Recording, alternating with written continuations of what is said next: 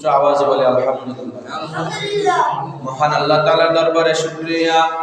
মহান আল্লাহ তাআলা আপনার আমার শাবান মুবারকের মাসে তৃতীয় জুমার দিন, সামনে রমজান মাস, এই মাসে আল্লাহ আপনারে আমার জুমার দিনে আল্লাহর ঘরে আসার বসার তৌফিক দিয়েছেন। আল্লাহ পাক রব্বে কারীম আপনারে আমার সুস্থ অবস্থায় রেখে আল্লাহর ঘরে আসার বসার তৌফিক দিয়েছেন।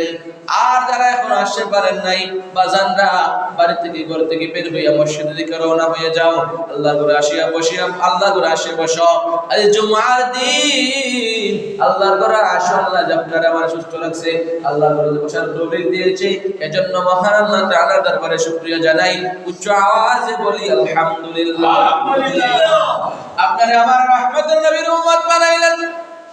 যেই নবীর দ্বারা আমি শাবান পাইলাম, রমজান পাইলাম, কুরআন পাইলাম, যেই নবীর দ্বারা দুনিয়াতে আগমন করলাম, আমরা সেই নবীর উম্মতের।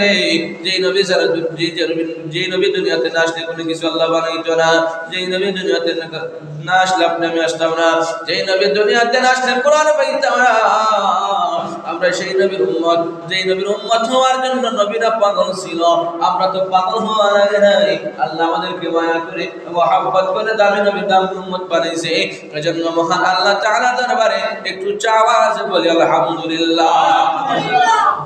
বাজার আমার আজকে নামাজের প্রস্তুতি নিতে হবে। আমরা রমজান মাসে নামাজ পড়বো, ইবাদতের নামাজ পড়বো। আজকের খুতবার বিষয় হচ্ছে নামাজের আলোচনা। আমরা নামাজ কিভাবে পড়বো, নামাজ পড়লে কি হয়, নামাজে কি দূর হয়, এগুলো জানার দরকার আছে না? আমরা তো প্রতি সময় নামাজের কথা বলি, নামাজের দরকার। নামাজ তো পড়তে গেলে আমরা কিতা দরকার, এটা জানা লাগবে না, জানা লাগবে না। আল্লাহ